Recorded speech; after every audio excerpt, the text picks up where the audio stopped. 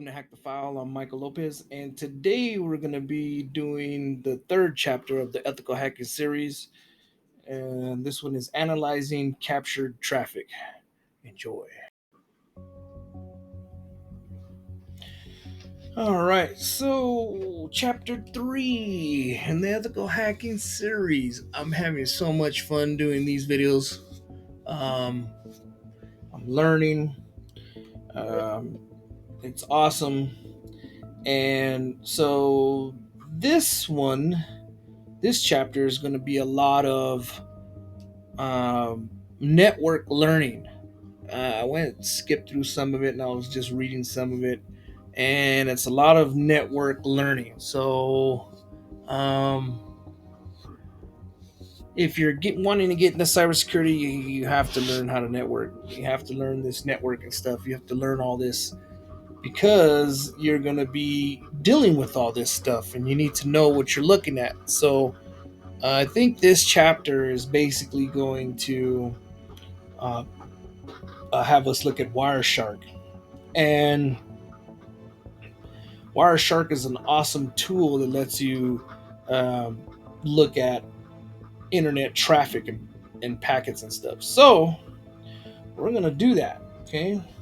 And I'm going to keep this video 30 minutes because I don't want to do that much reading. This one's going to be a lot of reading. It's not a lot of hands-on until you do all the reading, and then we're gonna like install Wireshark and do all this stuff. So this chapter is going to be broken up into how many videos, more than one. Okay, so let's get started.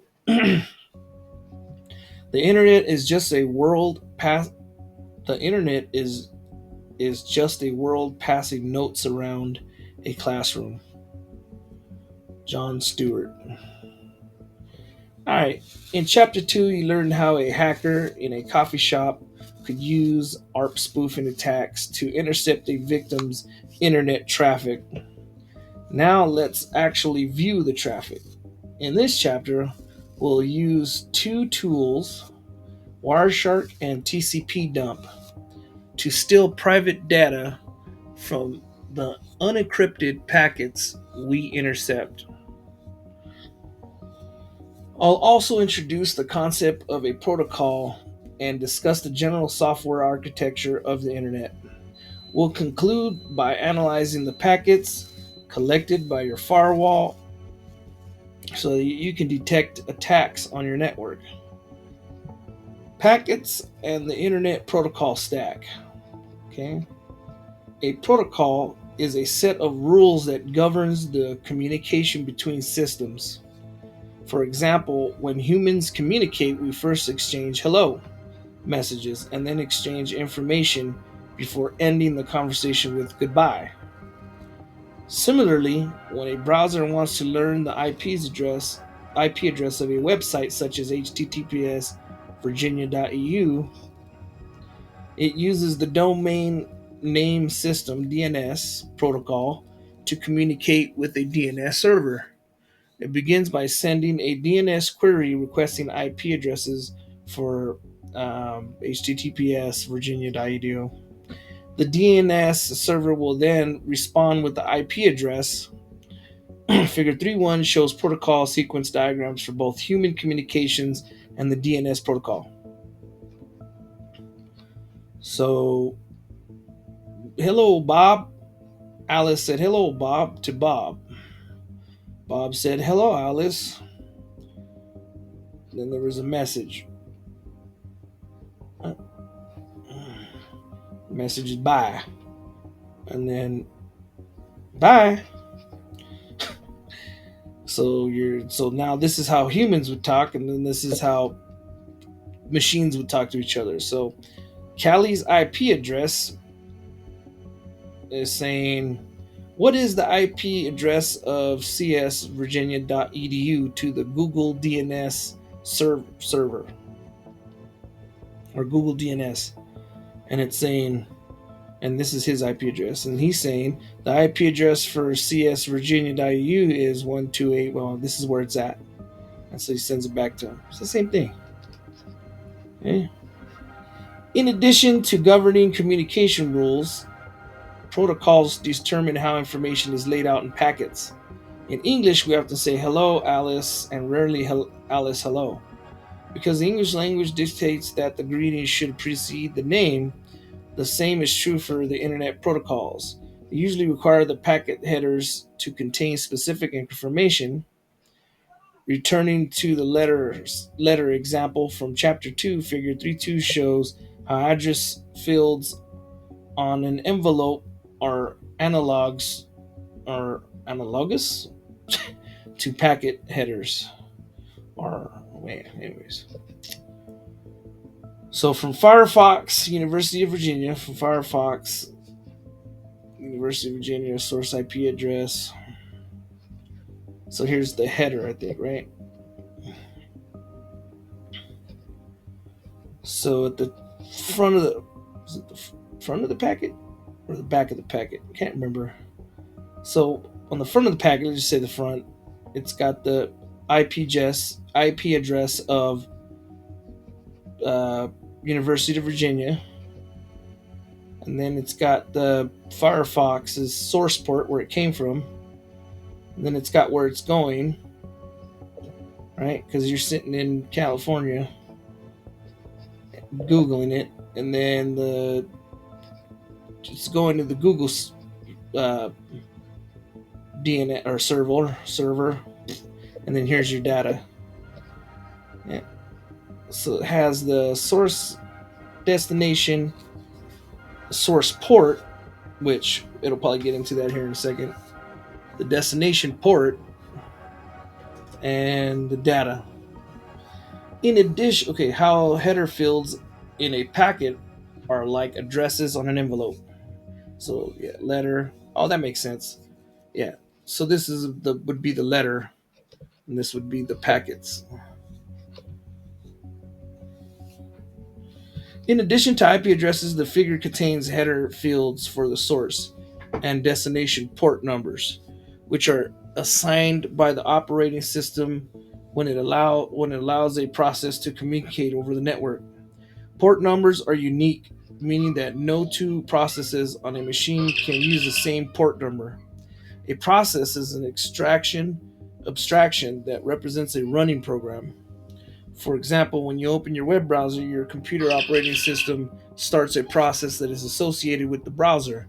When the process wants to send and receive information, though, through the network, the operating system assigns the process a port number. You can think of this number as being like a shipping port. For example, packets intended for your web server will usually arrive at your IP address 192.168.1.100 on port 443.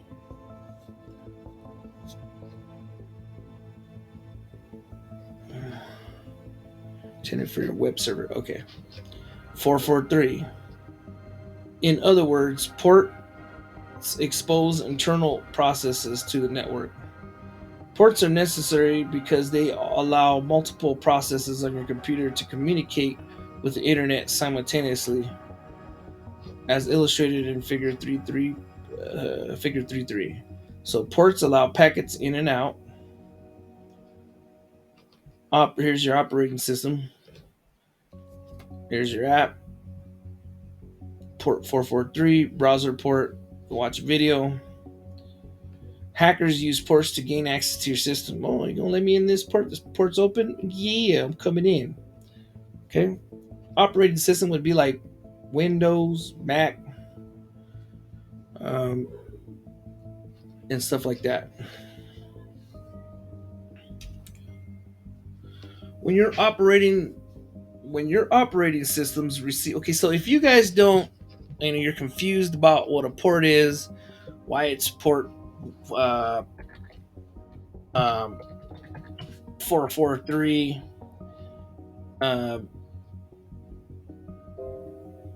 so that's basically your HTTPS. So if you look at it like this, when you I saw a video on this that I need to find that link that was great explaining this. So um, it's like a universal language, okay? And back in the days when before there was a World Wide Web, okay, www dot, HTTPS, www dot, um, they all spoke different protocols. They all spoke different languages.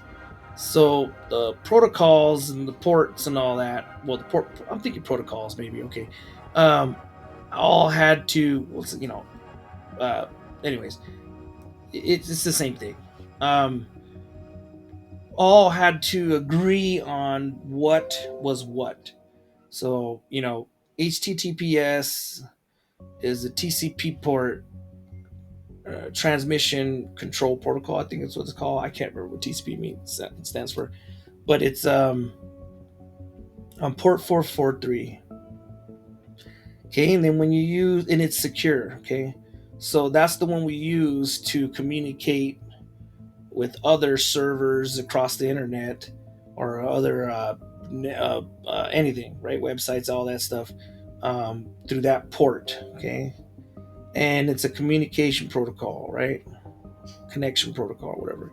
So that's all that is. Now there's different ports that do different things. Okay, and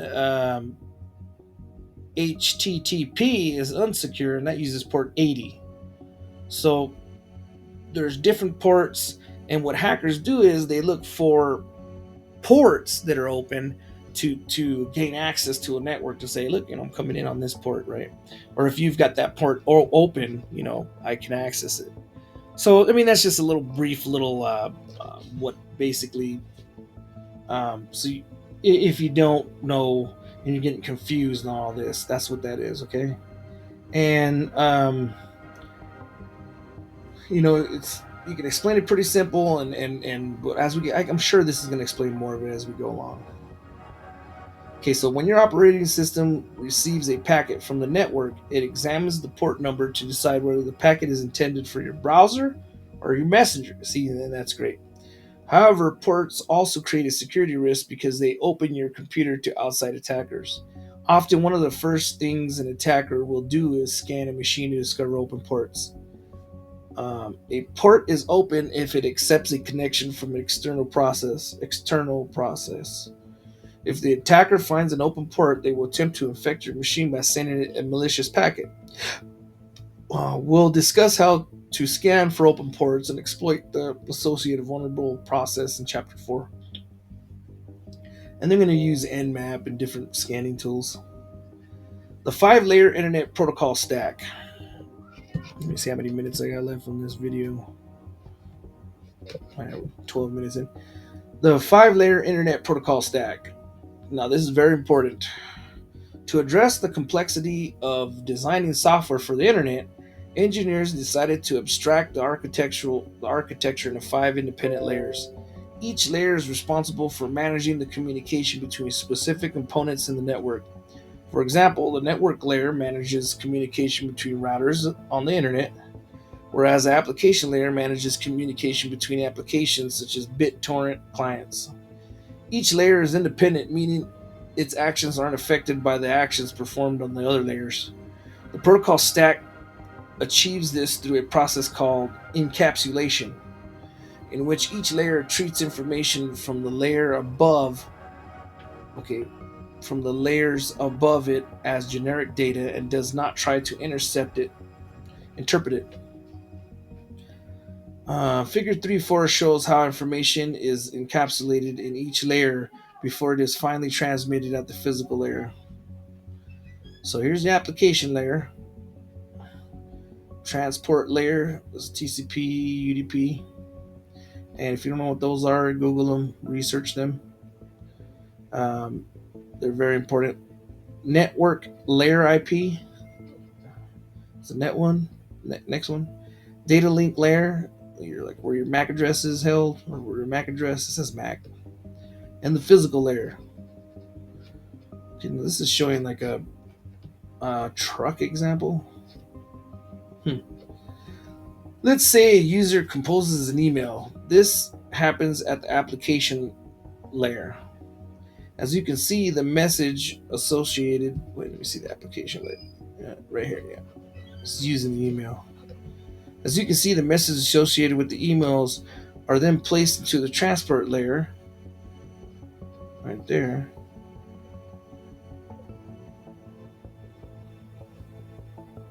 layer packets. The transport layer does not read or alter the email in any way. It simply labels the packets with the information needed to process it. These transport layer packets are then placed into a network layer packet there, and then the data link layer packets before they are finally transmitted data link. Yeah, so IP, right? I didn't see that IP right there. By encapsulating and labeling each packet with its own header, each layer can make decisions without depending on the information from another layer. Figure 3.5 shows an overview of 5-layer internet protocol stack, along with its header and components. This layered approach allows two components in the same layer to communicate as they were the only components in the network. For example, when your web browser makes a request to google.com, it is completely unaware of the router that handles the request. Thus, it appears as though the web browser were directly communicating with the Google server and looks more closely at each layer. Wait a minute, let me read that again. Hold on. For example, when your web browser makes a request to Google, so me, it is completely unaware of the routers that handles the request. Okay. Thus, it appears as though the web browser were directly communicating with the Google server. Oh, that's true. Now let's look. So there's nothing to know about the routers. So the data browser web server is at the application level. Okay. When you use when you use your application browser in this whatever, it's communicating with the web server. TCP/UDP headers transport layer.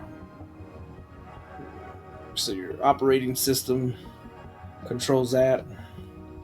IP headers, TCP, UDP headers on the network layer, so it's communicating with the routers. And the MAC headers, the IP headers, TCP headers all together. So it keeps adding stuff to this as it goes down. Okay, data link layer is the MAC and the NIC cards, network communicating.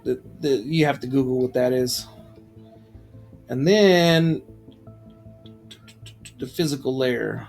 I don't know what this is, but yeah, then your physical layer all comes down to ones and zeros right here, all your data together at the physical layer.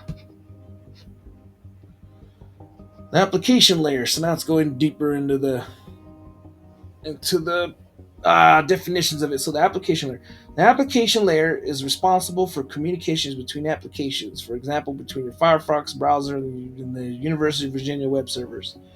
There are several application layer protocols. The Hypertext Transfer Protocol, HTTP, sends web pages to the browser. And the File Transfer Protocol, FTP, uploads files to the server. This is one of the easiest layers for which software developers can define their own protocols. DNS, FTP, and BitTorrent are a few examples of application layer protocols. Throughout this book, you'll modify various application layer protocols. For example, Chapter 7, you'll write a Python program that sends fake email using a modified version of the Simple Mail Transfer Protocol, SMTP. Some malicious programs define custom protocols to avoid detection, whereas others use existing protocols in unexpected ways, such as using DNS for command and control. Don't worry, I'll discuss this in the next chapter when you'll implement your own simple custom application layer protocol. Transport layer. The transport layer is responsible for managing communications between processes communicating over the internet. Because of limitations in its design, the internet does not always reliably deliver packets. You may have noticed drop packets while video chatting or playing a game. This layer has two main protocols. The Transmission Control Protocol, that's what it's called. I think that's what I said. TCP, which provides a guarantee that the packets have reached their destination, and the user diagram protocol UDP, which is less complex and provides no guarantees. Now remember that if you ever get a job, they're going to ask you what's the difference, and you know the difference between TCP and UDP. And UDP is usually used for things that need to be fast data transfer with it doesn't have, it's not secure and it's not guaranteed, right? But it's fast. And this one, since it's guaranteed and it's secure, it's gonna go a lot slower. Okay. The network layer the network layer is responsible for controlling how packets flow between routers and networks. IP addresses implemented in this layer. You can see every router your packet passes through by using the traceroute tool. The traceroute tool uses a network layer protocol called the Internet Control Message Protocol (ICMP) to construct packets to probe the network to learn the path a packet takes. You can run a traceroute using the following command. So traceroute is something you're going to use uh, probably a lot. Um, if you're trying to find out if you're trying to find out information about where your packets are going, what servers are hitting, what geographical locations it's stopping at or going through to get to where it's going. It's pretty cool. So this command is traceroute www.virginia.edu. So you're doing a trace route first on this website, and then it's going to tell you. So this one, PFSS local domain, it's showing you all the stops it takes, all the servers it hits before it gets to that, and then I think back too. So, and you can do a lot of stuff like trace route. You can do to see how long it's taking and all that stuff too. So it's pretty cool. The data link layer. Oh, the command probes each router for 3 packets and then records the time it takes for each packet to reach the router. There you go. As you can see, the first router we encountered is a pfSense router. This one took 0.5 milliseconds. pfSense router in our lab environment. The second router is the one the second router is the one in the coffee shop. So it's not going to show that. So we can run this command if you want, and I can show you. So I don't think we need to run that. Yeah, because in the next video we're going to get into the Wireshark, viewing packets on Wireshark. So we don't need to, unless you want to run that. All right, let's see what that does. Let's run that on my Kali box. Let's run it.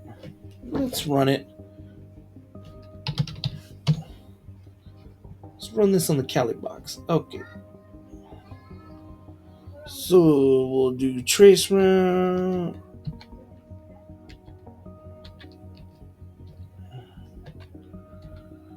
Trace route www.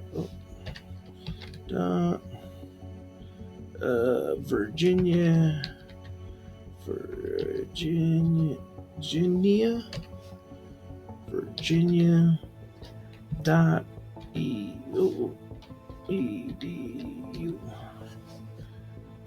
Let's see what happens. So I got my alright. Trace route to www. So pfSense is the first thing, took almost a second. And then what are these stars? What did it say? Trace route www.virginia.edu. Alright, trace. Okay, let's see what this says.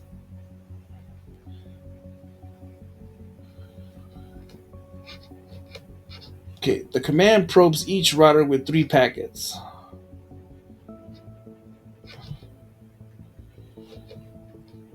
And then records the time it took for each packet to reach the router. I didn't get this, did I? So you can see the first router we encountered is a PFSense firewall in our lab environment. The second router is the one in the coffee shop. What coffee shop? So that's I'm just confused on that. What coffee shop? We don't got no coffee shop. So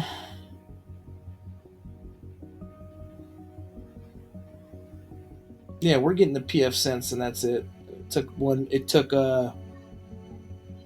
almost 1 second to you know okay, here's the 3 packets. 1, 2, 3. Okay. I can't see. So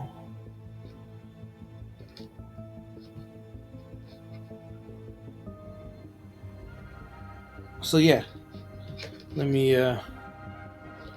go back to that. So the first packet hit our router. The first packet took 0.952 milliseconds, which is almost a second. And then the second packet right here took 0.869 milliseconds. And the third packet took 1.138 milliseconds, which is basically one little more than 1 second, right? Right? Yeah. And then these right here, I guess that was it. It was only hitting that one router to go. But if it was going here, it took 30 hops max. So here's all the hops, 60 byte packets, right? So Traceroute said it's going to this website and this is its IP, right? Yeah, and it took 30 hops, and it's only showing this one. It's not showing these. I do got to do a verbose.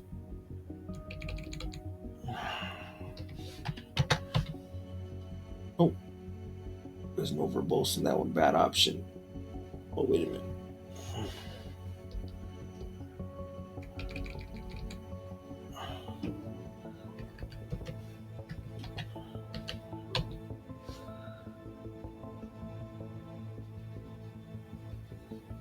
Oh, that's the version. It's telling me what version I'm at. I could do help and then, but I don't have enough time. But anyways, that's what happened. Um,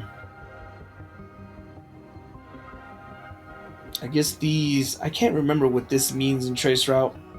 It means that these are filtered or something, or you can't see them. I can't remember, but um, let's keep moving forward because we only have 3 more minutes. But I would say let's end with this command. Um, let's make this a short video. We'll pick up on the next video, and we'll finish out these 2 layers, and then we'll do the viewing packets in Wireshark, and then I guess we'll start up Wireshark and on the Kali Linux, which this is be awesome. I can't wait for this. Right, I love learning about Wireshark and all this stuff, and it goes hand in hand with everything we're learning in here. And I love the way this book explains everything. Now, I probably wouldn't love it if I didn't know anything about this already, but since I do, I'm learning more. Right, this goes into a different detail on it, explains it kind of different, which I like it. Okay, it's got pictures. It explains it pretty well, and I like it. So we'll go from there, and we'll read some Wireshark on the next video. And I think this chapter isn't too bad. It's just more of Wireshark um, um, packet analyzing. So, and it's gonna have some cool little exercises here or some cool stuff. And then we're done. But I don't think it has. And I'm not gonna do the exercises. I'm gonna look through them. I'll probably do maybe the one I think makes everything more efficient, so you can add it to your tools. But meantime, we're right here, and the fun part is going to be the next video. So I hope you guys enjoyed that, and I hope you had fun, and I hope you learned some more stuff. And this stuff you can't skip. It's very important. You have to learn it. Okay, so that's why I'm reading it. Anyways, That was Hack the File, and I'll see you on the next video.